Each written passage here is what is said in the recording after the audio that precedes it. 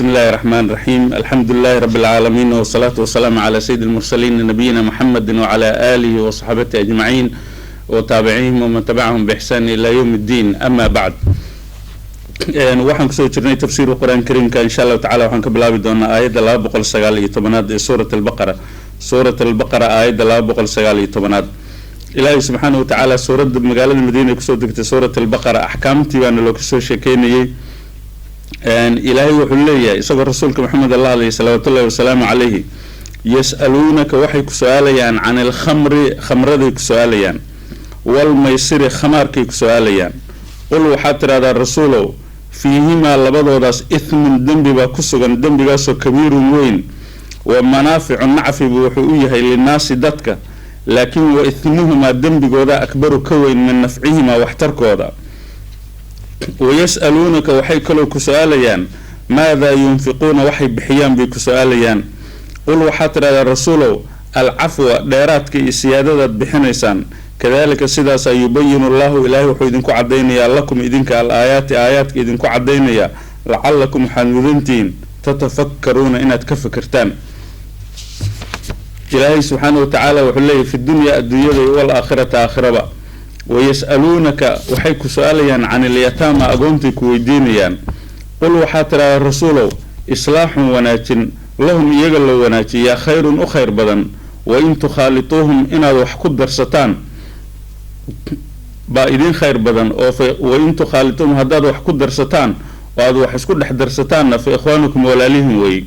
والله إله با يعلم أغان بدن المفسد منك مفسد كوح فسادني وحخربية من المصلح كم حقاجيني إله باكلوغ ولو شاء الله إله دي دوننها لعنتكم وإذن مشاقين لها وإذن دبي لها إن الله إله عزيز إله عزي يشرف له حكيم إله حكمت بدن ويا إله الله سبحانه وتعالى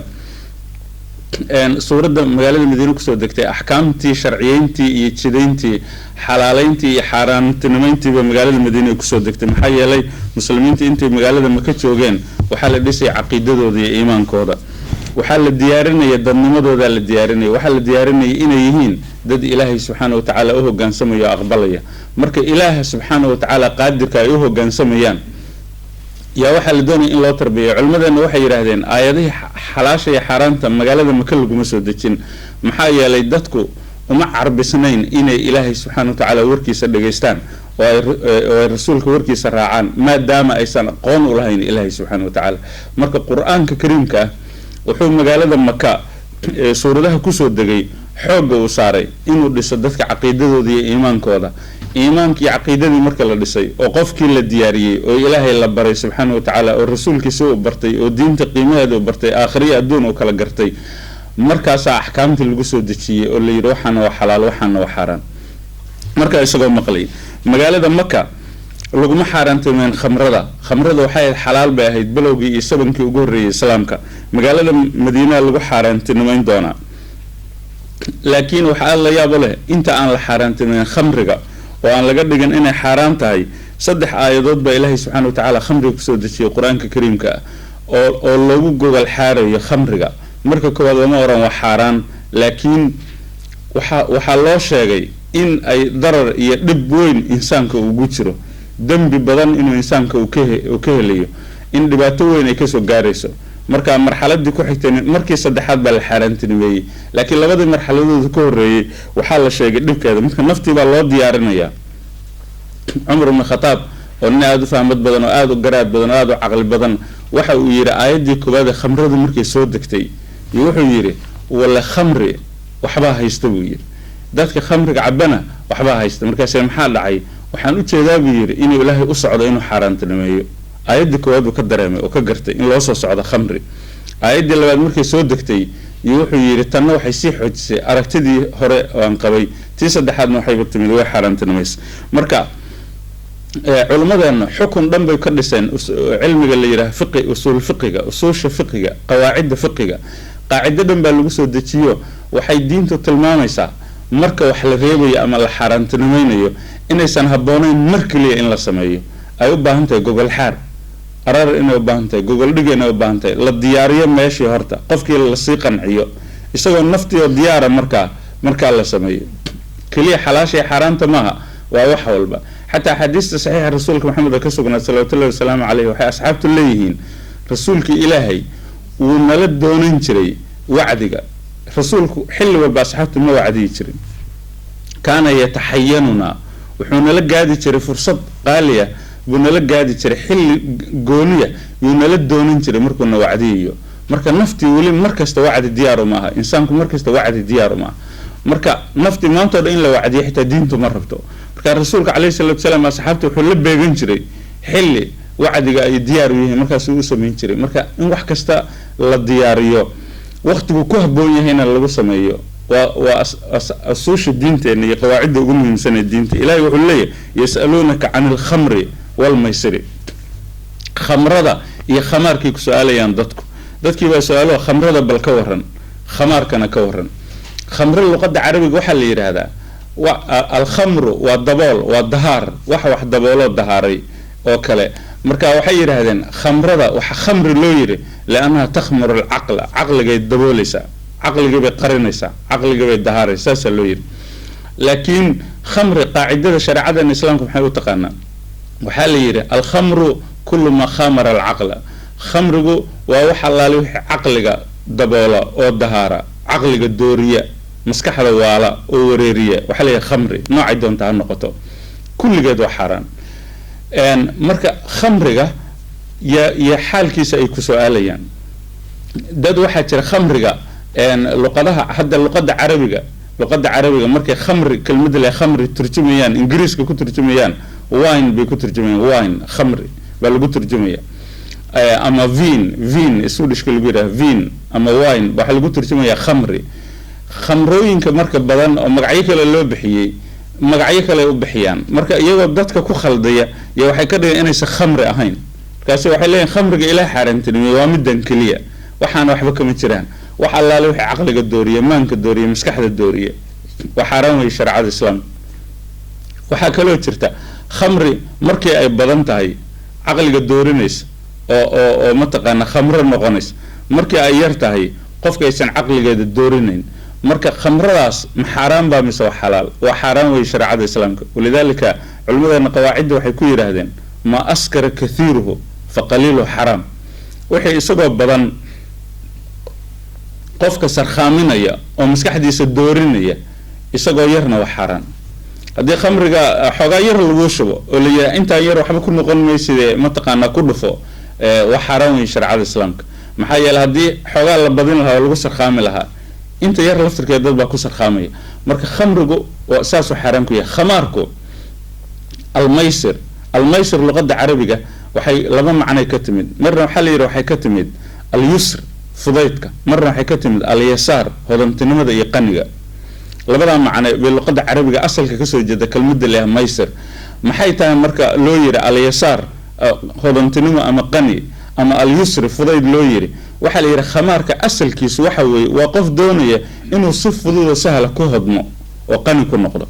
waa qof doonaya si sahal basiida inuu maal qabeen ku noqdo dad kale xoolahood wuxuu doonayaa si sahal inuu ku qaato in mataqaana intuu fariisto oo la ciyaaro qof kale lacagti ka qaato yu doonaya walidaalika shariicada islaamku way xaaraantinimaysay maxay u xaaraantinimaysay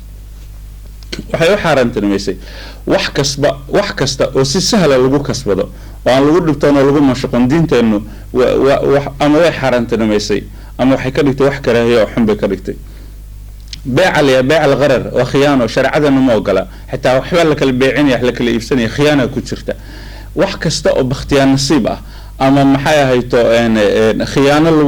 لغو سمينيو أما السهل وحلقو هدميو دينتو مربتو وحي دوني سادينتو نك دوني إنو وحكسبادو إنو حكسدو إنو ديدو إنو رفتو إنو سلعو سحريرو مركا وشقيستو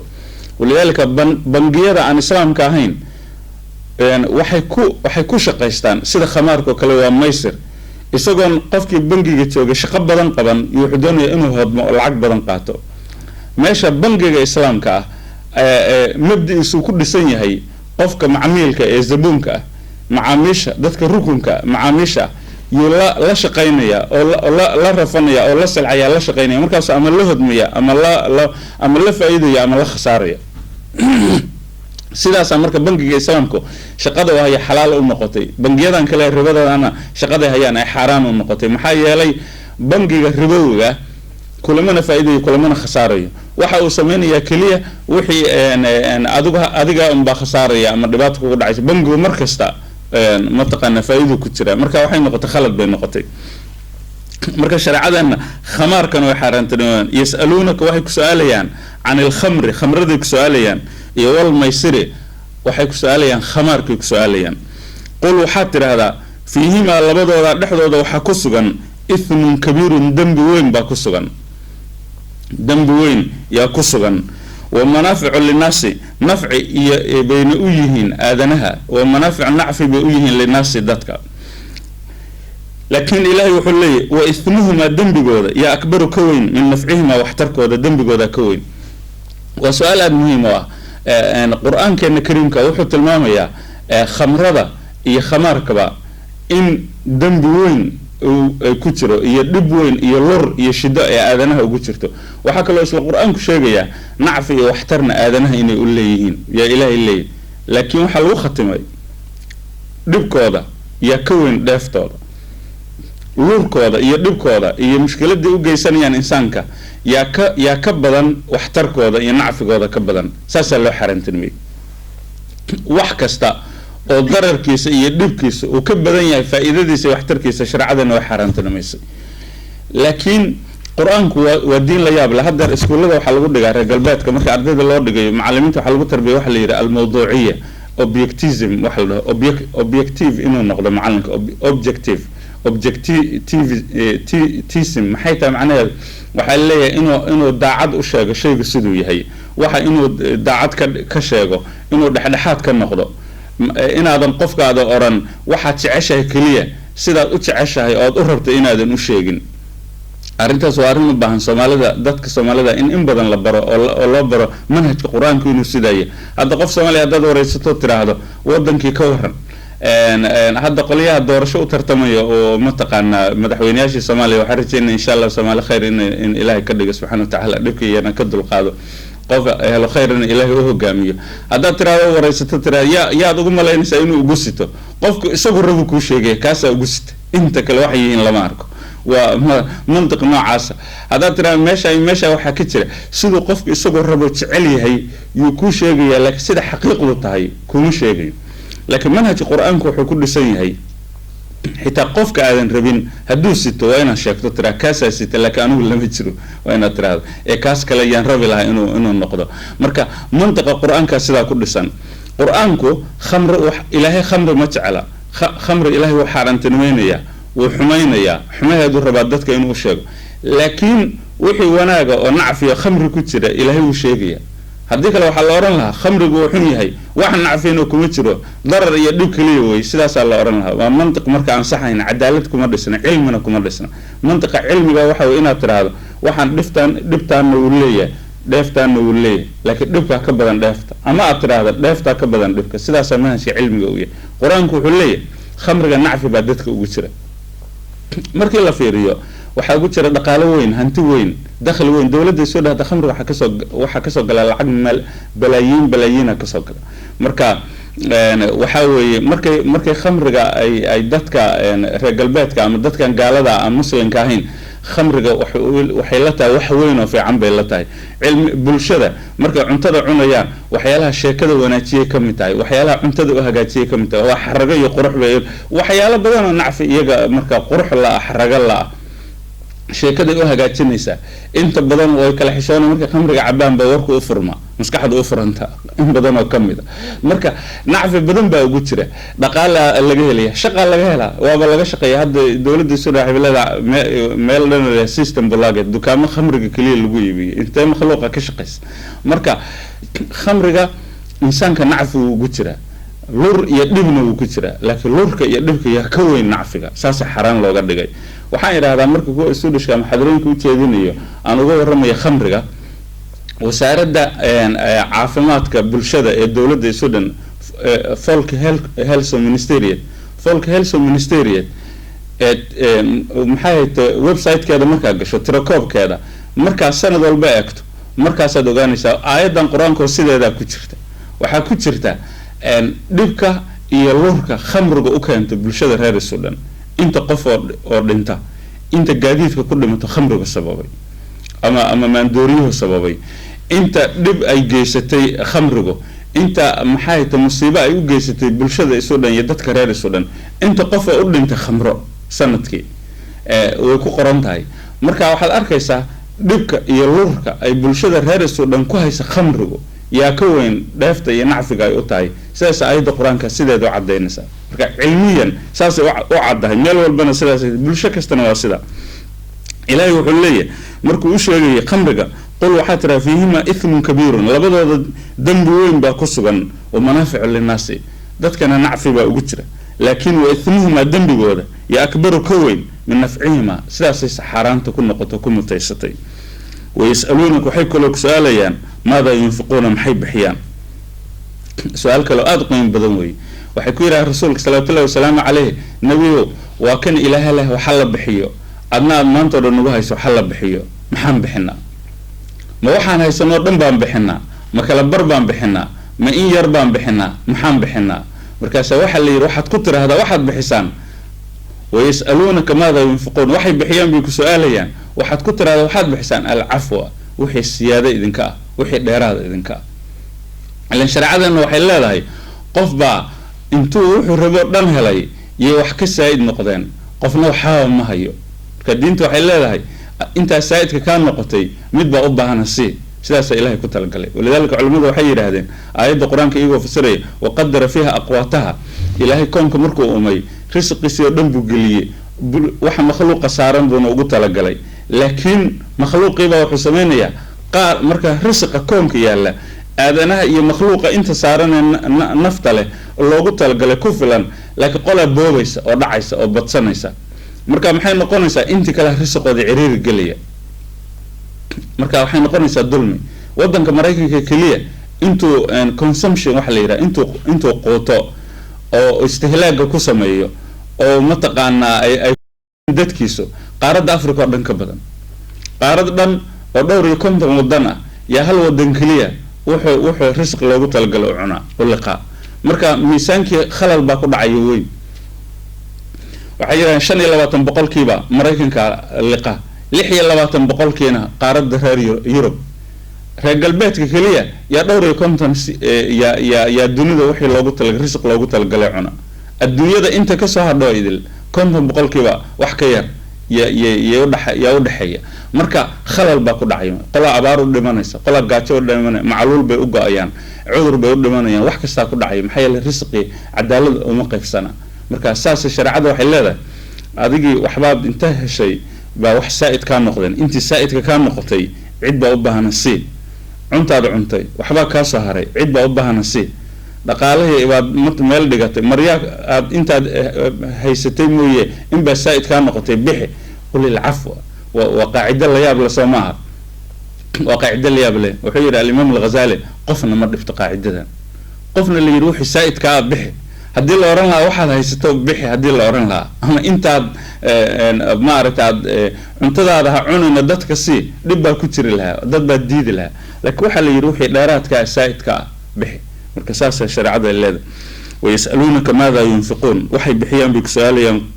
qul al-afwa waxa tiraha siyaadada iyo dheeraadka bixiyade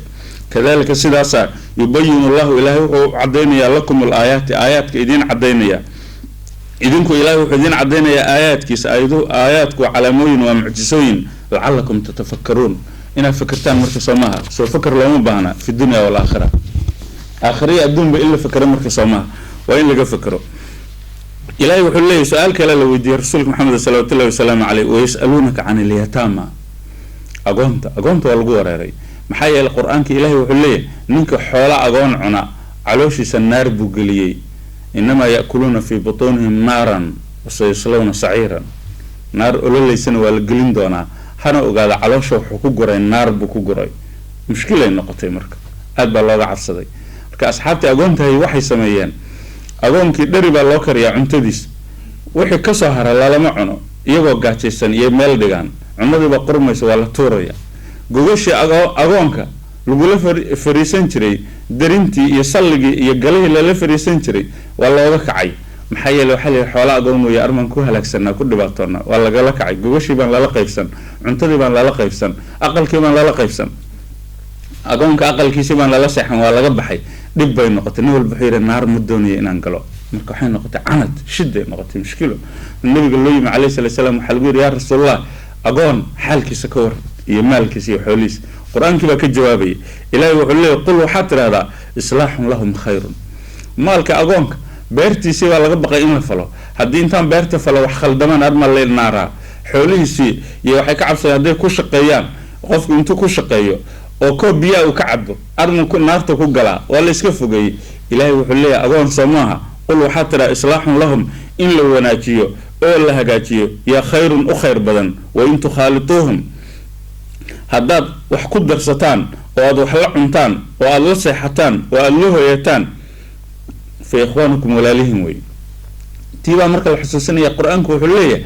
ilaahay macnuhu doonaya sidaa ma aha macnuhu nebigu doonaya diinta iyo rasuulka sidaa ma aha ma aha in macnuhu inaydan wax la cunin inaydan la seexan waxa la diidaya waa khiyaanada la diidaya waxaa la diidayay markii aad tiraahdo xoolihii agoonka keliya hala masruufto xoolahaagiina jeebka aad ku shubato iyo khasnada aad ku shubato inaad tiraahdo wax agoonku leeyahay hala masruufto oo hala cuno oo hala baabi'iyo waxaagana aad kaydsato sidaasay shareecadu diidaysa inta wax laysku darsado agoonkana xoolaha laga soo qaado adna xooga aad bixiso biilka laysku darsado laysla cuno taasay diinta diidaysa ogoshahay waxaa leeyahay in tukhaalituhum mukhaalata waxaa leeyahay mukhaalata khaldi wax laysku qasay wax laysku daray wax laysku barxay baa leeyahay marka inaad wax isku barxataan inaad wax isku darsataan inaad wax isla cuntaan iyo diintu doonaysaa walaalaatihiin wax isku darsada marka macnaheedu maaha diinteenu diin mutatarifa maaha diin waalan maaha garabka midigna maaha garabka bidixna maaha waa dhexdhexaad waxaa weye xoolaha agoonkana ha dhicin oo ha boobin oo ha khiyaanin oo xadin hana ka fogaanin oo ha oran sidii mataqaanaa wax harama oo xaaraan aad tiraahdo waan ka fogaadayna maaha in wax laisku darsaday diinta ogasha laysku marka qaacidadaas muhiimkaa la baraya qul islaaxun lahum khayrun islaax yaa u khayr badan wain tukhaalituhum inaad wax ku darsataanna fa ikhwaanukum weeye ilaahana subxaana watacaala haddaad iska dhigto inaad wax islaaxinayso hoostaana wax ka khiyaantana ogow ilaah baa ku daawanaya waa digniin ibnuljawsi wuxuu yidhi waa good ilaah xaggiis ka yimid aayadda qaybtan dambe oo maxay tahay wallaahu ilaahbaa yaclamu og almufsida kan wax fasaadinaya min almuslix kan wax hagaajinaya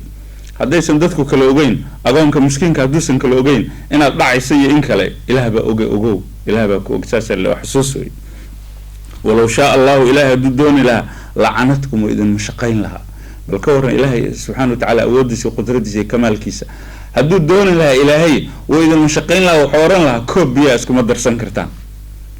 agoonkii mas-uul baadna ka tahay adigaana la doonayaa inaad dar yeesho koob biyaana kama cabi mushkilad bay noqon lahay canad bay noqon lahay waxaan laga bixi karin bay noqon lahay waxay noqon lahayd ilaahay subxaana watacaala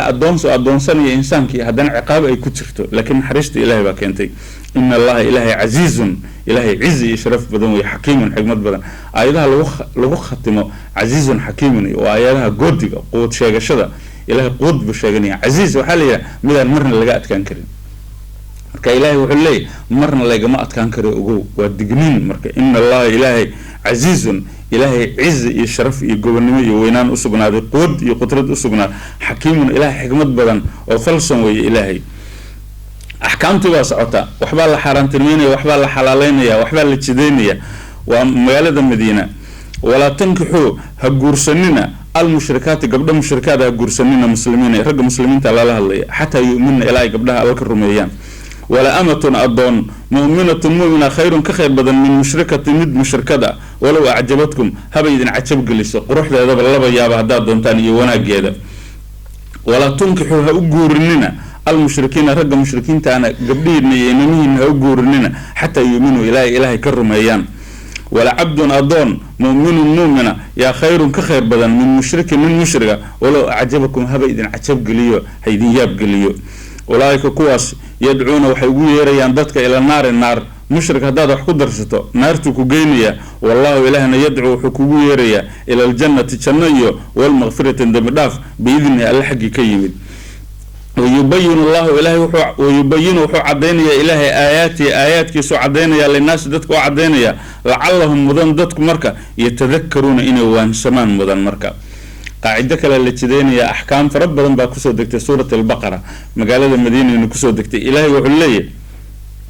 هقرسنين قبل مشركاته ninka muuminka ee muslimka waxa u banaan kaliya inuu guursado gabar muuminada muslimada inuu guursado gabar muslim inuu guursado waxa kale oo banaan gabar muuminada oo helo kitaab inuu guursado ama diinta yahuudda haysata ama diinta nasaarada haysata inuu guursado yaa u banaan wax ka soo haray oo diina oo u banaan ninka muslimka inuu guursado lama arko gabadha muuminada ana waxa u banaan kaliya inuu guursato nin muumin kaliya oo muslim ah diimaha kale oo dhan uma banaana iyadoo wala sii fogay wala sii adkay shuruudeed waa qaacida la yaab leh marka quraanku uu sheegaya wuxuu ilaahay leeyahay gabar mushrikada hadaa guursato haba ku cajab gelisee naartii kugu yeerisa naartii ku geynaysa maxaa yeelay qof bila diina markaad wax ku darsato waxba idin dhex mari kara waxa laga yaabaa adigiiba inaad lunto ubadkaaga carruurtaada inay lunto mushkilad kale inay keento ilaahna janno kula doonaya iyo dambi dhaaf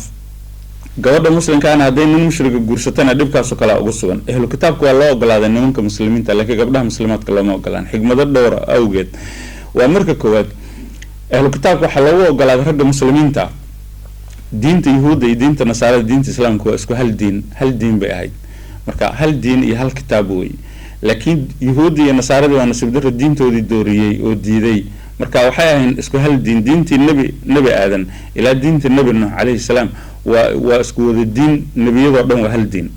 kitaabada dhan waa hal kitaab aayado cusub baa lagu soo daraa aayadana waa laga saaraa marka sidaas ay qaacidadu ahayd dadka marka waa dad isku diin oo isguursan kara oo wax walba ka dhaxayn karaan laakiin nasiib darrada dhacday yahuudda iyo nasaaradii baa diiday arrintii diintoodiina bedelay marka waxay noqotay khalad baa dhacay meesha doorinta ay diinta dooriyeen waxay noqotay diin sax oo ilaahay inaysan haysanin halkaas marka fogaansha ka dhacay laakiin wali diinta islaamka waxay doonaysaa in la soo dhaweeyo oo xidid ay noqdaan muslimiinta ehel ay noqdaan rixm ay noqdaan qaraabo ay noqdaan jiraan ay noqdaan waxay ka dhaxeeyaan marka waa la ogolayaa ninka muslimka inuu guursado marka ninka muslimka ah gabar maxay tahay ehlu kitaab oo yahuudada ama nasaarada inuu guursado diinta way ogolaatay sababta loo ogolaaday maxay tahay sababta loo ogolaaday waxay tahay kitaabka quraanka iyo diinta islaamka yaa waxay amraysaa ninka muslimka ah inuu u ogolaado gabadhaas haday doonayso diinteeda inay ku dhaqanto diinteena amraysa marka iyadoo yahuudada ama iyadoo nasaara hadii ninka muslimka ah qabo oo ay doonto inay kaniisadeedii aado oo ilaaheed caabudo oo kitaabkeedii akhrisato oo diinteedii dhigato ninka muslimka uma diidi karo maxaa yeelay diinteena ma ogola in diin lagu khasbo qofka saasa waxa loogu ogolaaday marka ninka muuminka inuu guursan karo muslimka guursan karo haddii sida kale ay noqoto oo gabdho badan oo muslimiina maanta casrigan jooga khaasatan kuwan reer galbeedka iyo dhulalkan reer galbeedka jooga Yurub iyo waxa laga dhaadhiciyaa xaq darray ku tahay haweenta muslimka naagaha markasta la dulmiyaa maxaan loogu diiday inay guursato gabadha muslimka nin yahuuda ama nasaara sida ninka loogu ogolaaday markasta gabdhaha xaq darra ku dhacda arrimo noocaas oo kale u qaataan laakiin arrinta wax ay xiriir la leedahay la walaal nin wala naag ma wax lab iyo dhadig xiriir la ma aha wax dulmi iyo dulmi darro xiriir la ma aha waa wax asalka diimaha laftirkooda u noqonaya oo maxay tahay ninka yahuudka maxay tahay iyo ninka muuminka ah diimaha ay kala haystaan baa kala duwan sidaas ahkaamtiin u kala duwanaad oo maxay tahay aniga muslimka oo muuminka oo ninka ah diintaydu islaamka waxay ictiraafsan tahay diinta yahuudda waxayna ictiraafsan tahay diinta nasaarada sidaas waxa uu ogolaanayaa haweentii yahuudada ahayd inay diinteeda haysato ninka yahuudka hadduu guursado gabar muslima yahuudda ma ictiraafsana diinta islaamka kitaabka quraanka ma ictiraafsana nabi maxamedna ma ictiraafsana marka gabadhii muslimka diinteeda ma ictiraafsana wax ku yaala kitaabkiisa iyo diintiisa ah inuu ictiraafana ma jirto marka wax xuquuqa oo waajiba oo oranaysa gabadhan muslimka diinteeda inay ku dhaqanto oo ogolo lama arko marka diinta islaamku ma ogola inay gabadha muslimka geliso meel dulmi iyo xaqdarro ay ku dhacayso diinteedii in aysan ku dhaqmi karin ilaahayna is caabudi karin marka diinta yahuudda baa waxay tahay diin aan ogolayn diinta islaamka ogolayn sidaas marka loogu diido la xarantinimay diinta nasaaradana waa sidoo kale waxa kale oo la yaabo leh yahuudda nasaarada laftirkooduna isma ogola yahuudku diinta nasaaradana ma ogola nasaaradana diinta yahuudda ma ogola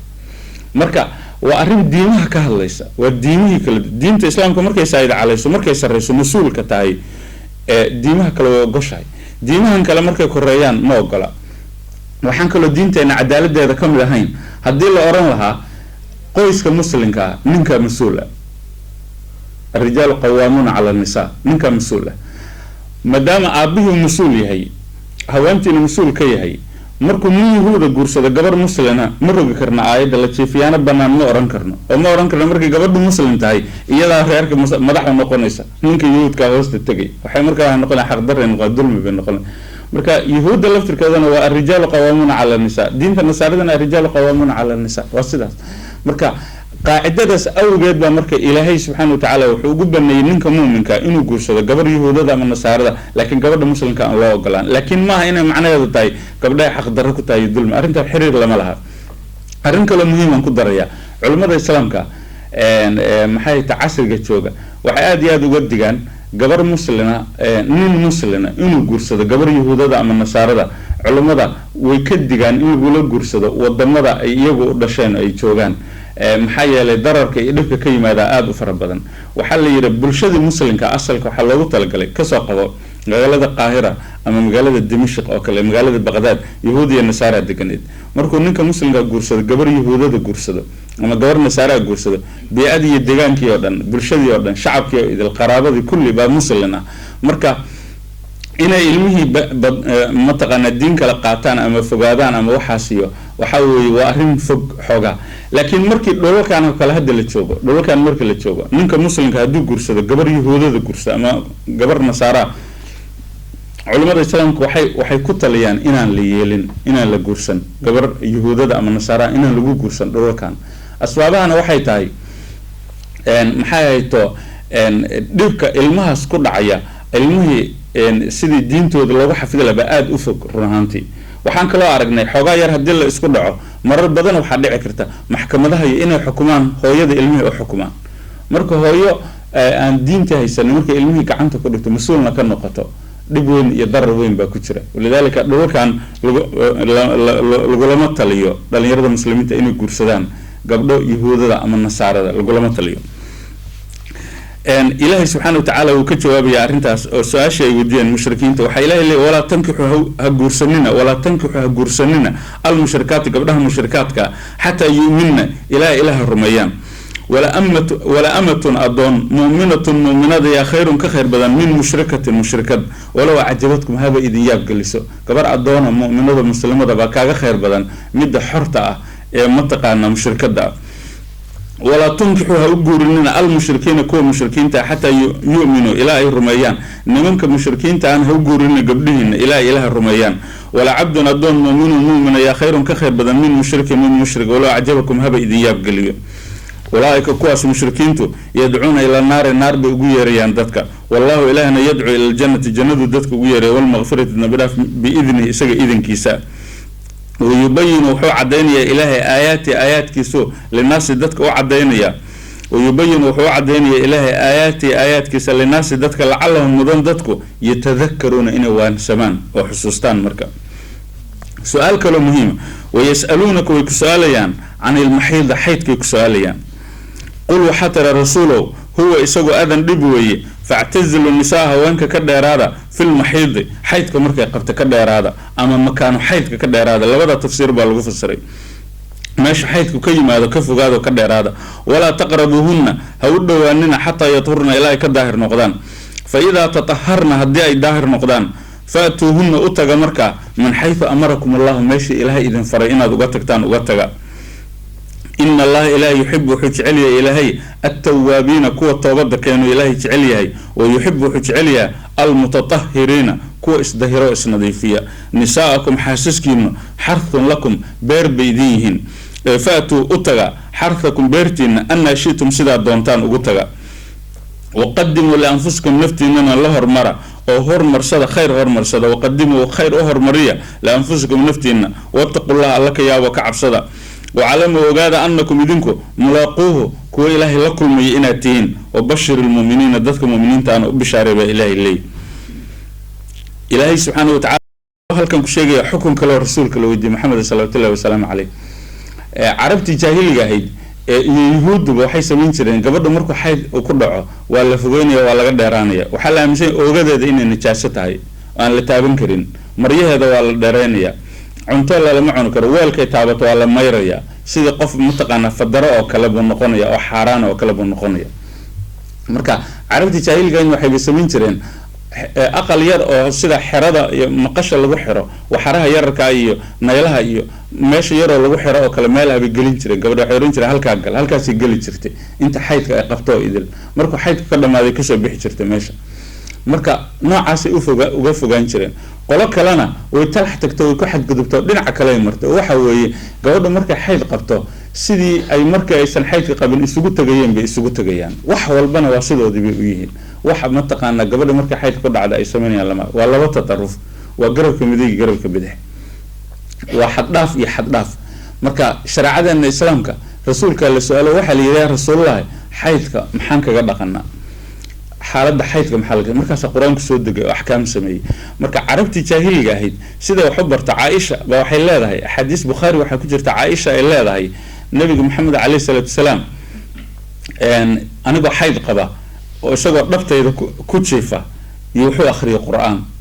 waxay tusaysaa oogadeedu xiriir leh inuu quraanka Ilaahna akhriyo marka waxay leedahay isagoo weyse qaba oo daahir ah iyo dhabtayda ku fariistay oo dhabtayda ku seexday barkaday markaana waxay leedahay marka iyagana awal maxay ahayd haween xayl qabta looma dhawaadaba agteedaba lama maro marka way tusaysaa inay bartay doonaysaa dadka maxay yeelay waxay haystaan wax fog oo xun bay haystaan waxay kaloo u sheegaysaa nabigii inuu calayhi salaam quraan ba akhriyo isagoo oogadiisii ay xiriir la leedahay qof xayl qaba oogadiisii iyo oogadeedii ba isku mataqaana isku dhagan marka isla markaana quraan buu akhriyaa markalena waxay sheegaysaa xadiis saxiix sidoo kale waxay noo sheegaysaa weel yaan biyo ka cabay bay tiri biyaan ku cabay markaasuu yiri biyihii baan hanbeeyay markaasuu yiri isee aan cabay markaas waxaan ku iri way tiri iska daa markaasuu yiri may isee markaas waxaan iri way tiri xayd ban qaba ka waxay taqaana Aisha dhaqankii jaahiliga carabta gabar xayd qabta biyo ay cabtay iyo ka batay iyo agteeda lama maro waa mataqaan xaraan bay u arkaan marka nabigu wuxuu ku yiri calayhi salaam biyaha isee markaasay tiri xayd ban qaba markaas wuxuu yiri idib adiga xayd qaba markaas wuxuu fiiriyay beetri wuxuu raadiyay meeshii aan ka cabay oo ka kabooday biyaha meeshii aan ka cabay uu inta fiiriyay iyo isla meeshii laftirkeedii ka cabay soo u tusa marka uu tusaya meeshii ka kabatay laftirkeedii buu ka kabanaya soo u tusa marka diinteena islaamka marka qaacido kale ay sameysay waxa la yiri xaydka ka waran waxa ilaahay diintiisa tilmaamaysa gabadhu marka xaydka qabto xaaladeedii kale inaysan waxba ka duwanayn sidii in mataqaana loo arki karo loo taaban karo loo salaami karo weelasha ay taaban wax walba lala fariisan karo lala seexan karo wax walba ay noqonayso laakiin looma tagayo kaliya fa'tazilu nisaa fi al-mahid meesha xaydka makaanka xaydka baa laga fogaanaya laga dheeraanaya xaydka baan loo tagay waxay tiri ogadayda jirkayga Aisha nabiga uu taaban jiray ana xayd qaba la isuma tagayo kaliya inta kale way banaanta shariicada islaamka waxa kale quraanku tilmaamaya ilaahay leeyahay haweenta marka xaydka qabto looma tagayo maxaa yeelay dib baa ka iman doona adan dib baa ka iman doona iyadana dib baa ugu jira cilmiga sayniska hadda wuxuu cadeeyay dib weyn inuu ku jiro caafimaadka ah waxaa la arkay dhiigan xaydka soo baxaya waa xantii oo dilaacday aan ilmaysan noqon markay soo dilaacday way soo daadatay marka waxaa la arkay hooyada riximkeeda ilmo sidaheedu inuu aad daciif u yahay oo difaaci bakteeriyada iyo sunta oo dhan uu iska difaaci karin marka hadii oo ninka isu tagaan bakteeriyadii oo dhan ay ku dhacayso dhibaato ay ku dhacayso yaa la xaqiijiyay ninka laftirkiisa inay dhibaato ugu jirto iyo diinta tilmaantay quraanka wuxuu cadeynaya adan inay dhib tahay sayniska iyo cilmigeena wuxuu cadeynaya inay dhib tahay kulli marka quraanka wuxuu leeyahay marka la isuma tagayo laakiin intii kala nolosha sideedii bay noqonaysaa wixii jaahiliga lama sameeyo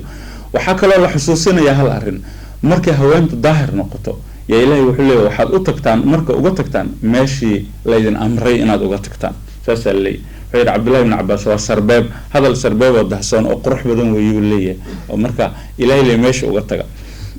haweenkiina beer bay idin yihiin beertiina sidaa doontaan ugu taga marka waxa haweenka habka caadada la isugu tago horay baa la isaga tagi jiray horay baa ninkay xaaskiisa markay isu tagayaan inta ugu badan adduunka horay baa la isaga tagaa qaar baa marka xayawaanada qaar dusha iska fuulaan dhabarkay uga tagaan haweenta marka Umar ibn Khattab dhaqankii marka carabta way kala duwanay reer Madiina iyo reer Makka way kala duwan qabiilada Qurayshta iyo qabiilada reer Nasaarada ee Ansaarta ee reer Madiina way kala duwanayeen qaar baa haweenta waxay markay guursadaan horeyna uga tagi jiray gadaalna uga tagi jiray laakiin markaas waxay u tagayaan meesha Ilaahay amray in looga tago bay uga tagayaan laakiin gadaal bay uga iman jireen markay isguursadeen kuwii Makka ka soo qaxay ee Qurayshta iyo kuwii Ansaarti barnaamijka qaarkood waxay doonayeen inay haweenta uga tagaan dhinac kale iyagoo laakiin doonay markaas waxay arkeen inay xaraan tahay oo yiraahdaan waa khalad waxaad sameynayso laakiin duburta uu tagay waxa uga tagaya meesha Ilaahay ugu talagalay laakiin dhinac kale buu u iimaanay marka haweenta in dhinac babac la isugu tago iyadoo la taagan yahay la isugu tago iyadoo la jiifo la isugu tago iyadoo dhinac la doono la isugu tago maxay dhaqamada adduunka kala duwan qolaba sibay isugu tagtaa waxaas maxaa ka jira oo diintu ka leedahay Ilaahay wuxuu leeyahay haweenkiinu waa beertiina si allaale sida doontaan ugu taga laakiin waxaad uga tagaysaan meesha Ilaahay amray in looga tago taas qaacidadaas loo sheegay la xusuusinayo marka waxa la barayaa qolada dhaqankan reer hebelna ma aha kan islaamka xiga kuwaana ma aha dhaqamadan oo dhan waa la ogol yahay laakiin se qaacidada asaaska waxa weeye meesha Ilaahay ugu talagalay in looga tago baa looga tagay taasna iyadana loo cadeeyay Ilaahay wuxuu leeyahay subhanahu wa ta'ala ويسألونك ويسألون عن المحيض حيث كسؤاليان مكان حيث كسؤاليان أما هوانت مركي حيث قبتي كسؤاليان مصدر ميمن ويالي مرة حلقها اللي ماشي لفتر كذا قلوا حتى هذا هو حيثكو أذن دبوي فاعتزلوا النساء وانك كده إرادة في المحيض ماشي حيثك يتكده إرادة النساء مركي حيثك قبان وتجستت كلا إرادة النساء ولا تقربوهن ودواننا حتى يطهرن إلى كدهر نقدان ماشي لو دواني وماشي حيث كلفتر كذا لو دواني ما انت كل اوجد ما فاذا تطهرنا هدي داهر نقدان فاتوهن اتجا مركا من حيث امركم الله ماشي الهي ذن فرق وتجا ان الله الهي يحب الهي وجعليا التوابين ددك توبه كان الهي اسو نقدا ويحب الهي وجعليا المتطهرين ددك اسدهر ان جسد ان كدحن الهي جعلي انت اسكن الله سبحانه وتعالى اعلى واعلم